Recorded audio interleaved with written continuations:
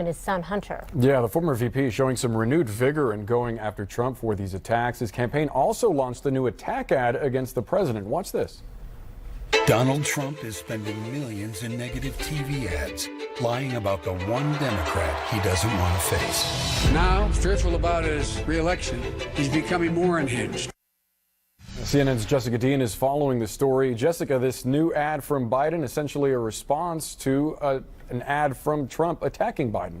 That's exactly right. Good morning to both of you. Yes, this ad from Vice President Biden and his campaign responds to an ad from President Trump's reelection campaign that is full of false claims that's airing in early voting states against Joe Biden. So his campaign has released that ad that you just showed people. And what that's also doing, in addition to debunking those false claims, it's also setting up and reminding people of the Biden campaign's position on this, which is that he is the most electable. He's the one that Donald Trump is going after, and that's because Donald Trump is afraid to run against Joe Biden. That's the position they've really taken on this. And this ad coming out after a week of what we saw was Joe Biden really ramping up his rebuke against President Trump and his false allegations. We saw him in Reno, Nevada earlier this week give a speech to a group of people there where he said, President Trump is not going to destroy me. He's not going to destroy my family. I'm not going anywhere. And then yesterday he was in Los Angeles and had this to say. Take a listen. He calls the impeachment proceeding a coup. A coup. He talks about how we should handle whistleblowers. He talks about there will be a civil war. This is the guy that's unhinged. He is unhinged. I worry about what he's going to do, not about me or my family. I worried about what he'll do in the next year in the presidency as this thing continues to rot on his watch. The fact of the matter is, you wonder what this guy's going to do. Have you ever seen, a rhetorical question, a president ever so unhinged as this guy is? That's what worries me. Let the House focus on what they're focusing on in the Senate, and I'm going to go out and I'm going to beat him on the merits. And when we were in that room with Vice President Biden yesterday, typically the candidates will come in and wait for questions to be asked of them. He came in with a statement. He knew exactly what he wanted to say. He took questions, but he wanted to get that out first. It was very important to him to make those comments, Christy and Boris. And he also said, he went on to say that he's very worried that in the next year, what President Trump will do as it pertains to U.S. international interest. I think that's the most energetic we've seen Joe Biden Yeah. so far in this campaign cycle. Jessica Dean, thank you so much. Thanks, and still to come, with the White House stonewalling their investigations, what will House Democrats do next? Democratic Congresswoman Brenda Lawrence joins us live after the break. And there are new questions about Senator Bernie Sanders' health and his age, because doctors have revealed he actually suffered a heart attack earlier this week. Plus, a man walked. Right now, Secretary of State Mike Pompeo is in Greece. This is, of course, hours after he defied a House subpoena to produce Ukraine documents. This is the third time the secretary's failed to meet deadlines to produce Ukraine-related documents here. And earlier this week, he accused lawmakers of intimidating and bullying State Department officials. Well, Democratic Congresswoman from Michigan, Brenda Lawrence, is with us. She sits on the House Oversight Reform and House Appropriations Committee. Representative, we appreciate you being with us. Thank you so much. Thank you. Absolutely. It's good to be with you. It's good to have you here. I want to get your reaction, first of all, to that missed deadline from the Secretary and what you and Congress is prepared to do about it to try to get him to hand that over. We have requested information. We are now issuing subpoenas. This is one of the greatest challenge in all of this impeachment and process is that we are required and given the power as Congress to have oversight on all of the government agencies, including the executive branch. And we have seen this administration led by this president just thumb his nose up. Giuliani, we've asked for all of his records. We've subpoenaed and asked for the records from the vice president. And, I hear from both sides. I've had town hall meetings. And some people will say, well, you just keep going after him. Nothing sticks. He doesn't comply, and he just it's as if he's untouchable. We are so focused and serious about this investigation because the documents and the information that we have shows that he used the security and the international relationships that we are required to have for the security of our country as a bargaining chip for his own personal gain. That is not acceptable. And so the subpoenas will continue to go out. And, you know, we're going to have to engage the courts. I sit on oversight. We have taken the failure to appear and comply to the courts.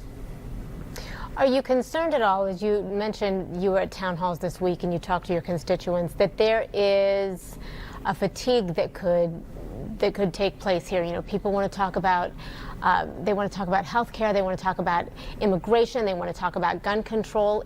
Are those issues going to get lost in all this impeachment talk?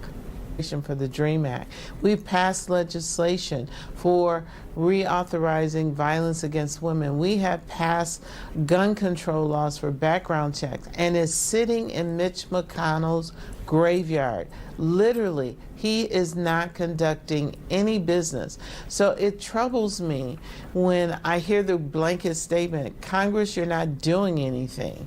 We are passing legislation. When we go back, we'll be fighting and addressing the issue of prescription drugs. So as a Democratic caucus, and for us, we're moving forward, but we're also holding this president accountable. We cannot put our head in the sand as our Republican colleagues and say nothing is happening here. But pay attention, because we are consistently and continuing to pass bills. But Mitch McConnell has refused, as the leader of the Senate, to bring any bill to the floor. And so here we sit. So it appears that nothing is happening but the investigations. But we use the term stay woke. I'm asking America to wake up and look at what is happening with the legislative process, because all we hear about are our investigations, but we are required by the Constitution. Let me ask you this. A former U.S. representative from Utah, Mia Love, said that she has spoken to a lot of members in the House regarding impeachment, including Representative Will Hurd. And here's what she heard from him. He finds some of the issues, some of the text messages disturbing. But he also feels as if, and I think it's fair to say, that the Republicans have completely been left out of the process. The impeachment inquiry, they're not part of that conversation at all. And so they're saying, look, we want to be able to have subpoena power. We want to be able to have those things. And it's fair to say, look, we should be involved and it should be transparent. So take a vote on the House floor. Congresswoman, is that a fair point? Do you believe are Republicans in any way being shut out here? No, because on every committee there are Republicans that's represented on the Intel Committee, on the Oversight, on Judiciary. And when you watch those hearings, you see pointed questions from the Republican Party. So it is ingenuous for them to say we're being left out, because every time the committee convenes to conduct an investigation, the Republican members are present. And Nancy Pelosi, the Speaker of the House, has been very clear that she wants to make sure when we take that vote on the floor that all the facts are out there. Because you can say, I don't have enough information to vote on this, or you haven't proven your point. And so we are being very supportive of that, being on oversight. We will continue with all of the litany of violations and rules that have been not complied with in the office of the president. Judiciary will continue the same. We have Intel that's going to be the lead right now. And we're going to move forward. And the Republicans are disingenuous when they say they're not involved, because we cannot convene a hearing in Washington, D.C. unless there is bipartisan membership of every committee member. Congresswoman Brenda Lawrence, we appreciate you taking the time for us today. Thank you. Thank you so much. Well, it was more than just heart stents. It turns out that Senator Bernie Sanders had a heart attack this week, but his campaign says that will not keep him off the campaign trail. Hear his message to voters after leaving the hospital.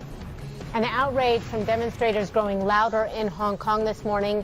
That's happening as President Trump reportedly vows to stay silent about what's going on there. We are live on the ground as the pro-democracy protests enter its 18th straight weekend.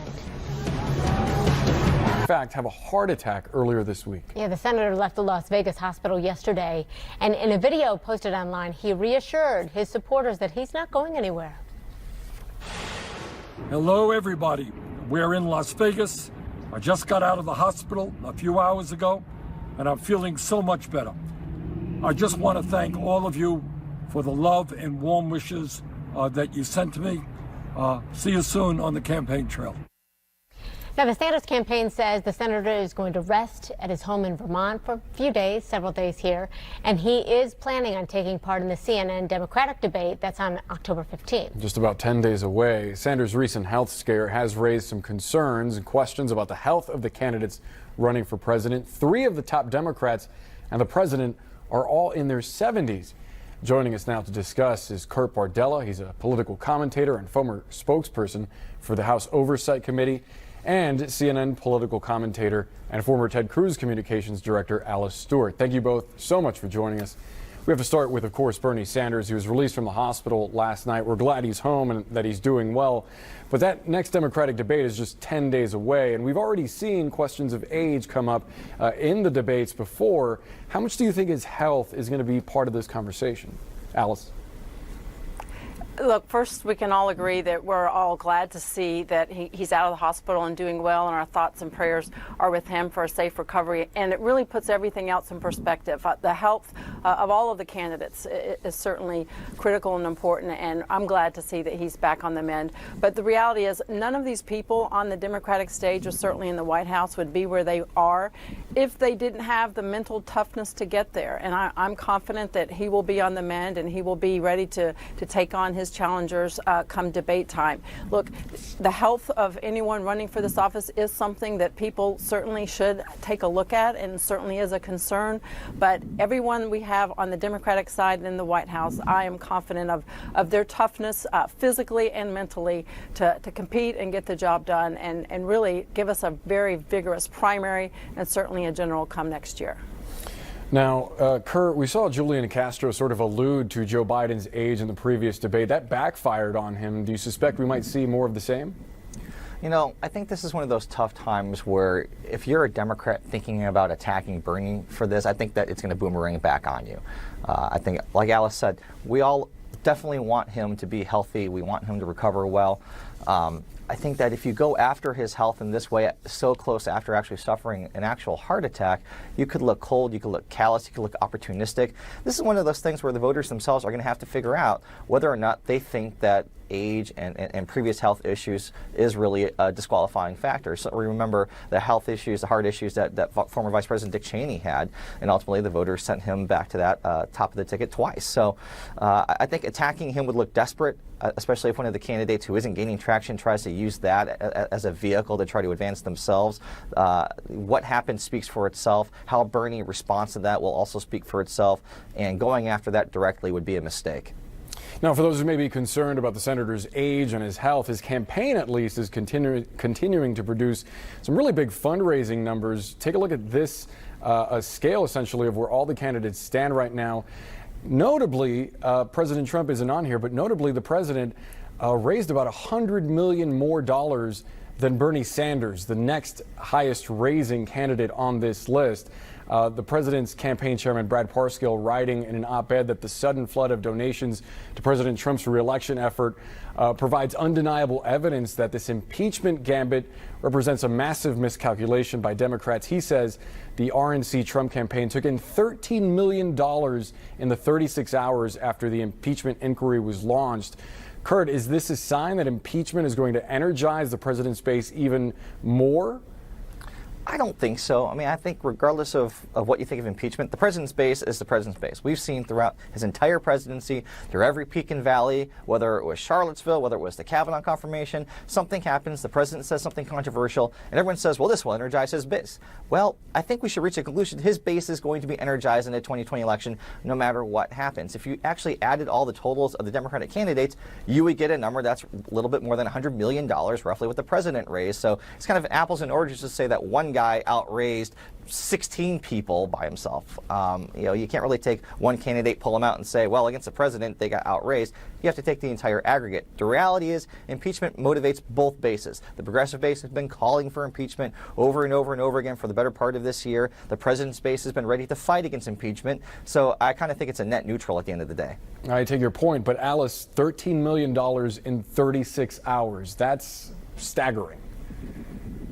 That's impressive, and that just goes to show that Republicans are certainly unified behind the president, and they are unified against what the Democrats are doing, which is continuously finding and trying to seek efforts to impeach this president. And money talks, and when they're going to put money behind their frustration, that will go a long way, and I do expect that to continue. But here's the crux of what Republicans are so frustrated with. Look, if they are there's something there, if there's a smoking gun, Republicans are encouraging the Democrats, if you think there is grounds for impeachment here, put it on the floor and take a vote for an impeachment inquiry. Don't just sit there and try and remove this president from office by death by 1,000 subpoenas or inquiries or investigations.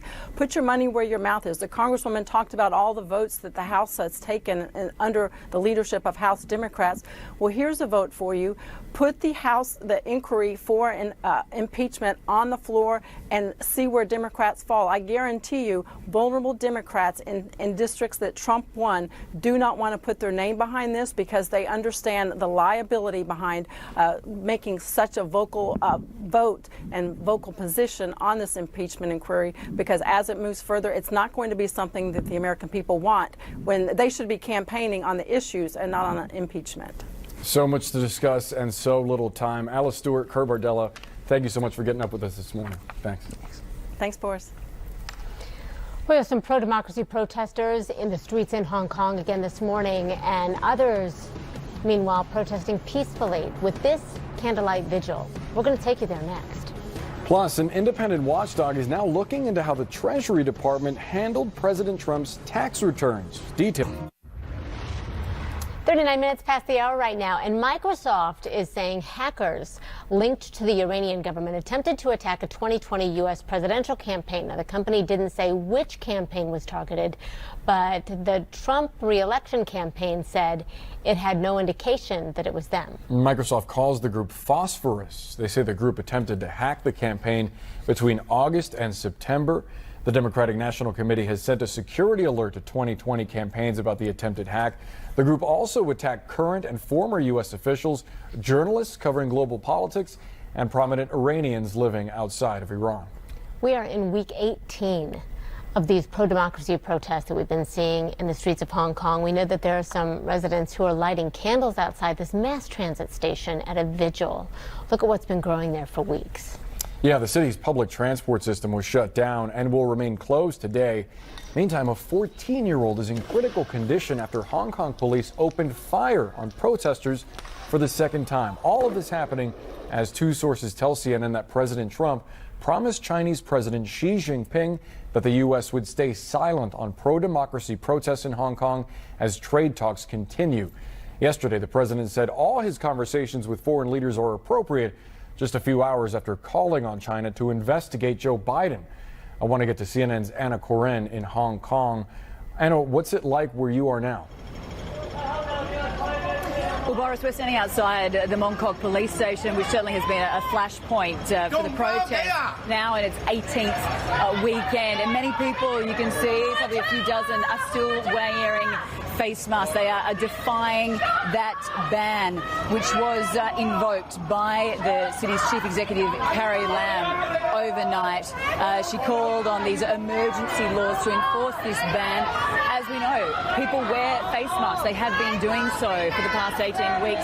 It's to protect their identity mostly. But we're hearing from protesters here yelling at police officers in Mongkok police station saying, come out and arrest us, I dare you. So there's a real act of defiance. But I must say, this is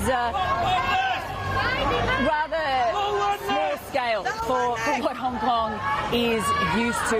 We saw so much violence last night. There was arson, there was vandalism, as you mentioned, the train system here, which is considered one of the most efficient public transport systems in the world, has been shut down all day. Shops were shut after shops that are considered to be pro-Hong Kong government or pro-China were set alight, as was a state-owned Chinese bank. It really took it to another notch last night. And Carrie Lam coming out with his pre-recorded message today saying this is why she needed to invoke this emergency law, because Hong Kong government really needs to get a handle on the situation, and the police force needs to restore law and order. Now, some of the people that we have spoken to say that this is only going to further inflame the situation. Protesters that I've been speaking to over the weeks, they say they were going to sit out today, and that tomorrow they are going to be taken to the streets, tomorrow and Monday, which is a public holiday here in Hong Kong. So police are anticipating much more violence in the days ahead. Boris. Wow, tomorrow and Monday. All right, Anna Corin, we appreciate it so much. Thank you. You and the crew stay safe there.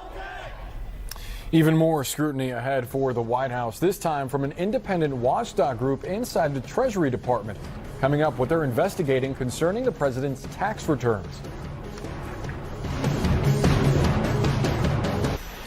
The Treasury Department's Inspector General has launched an investigation into how the department handled requests for the president's tax returns. CNN's Lauren Fox has more.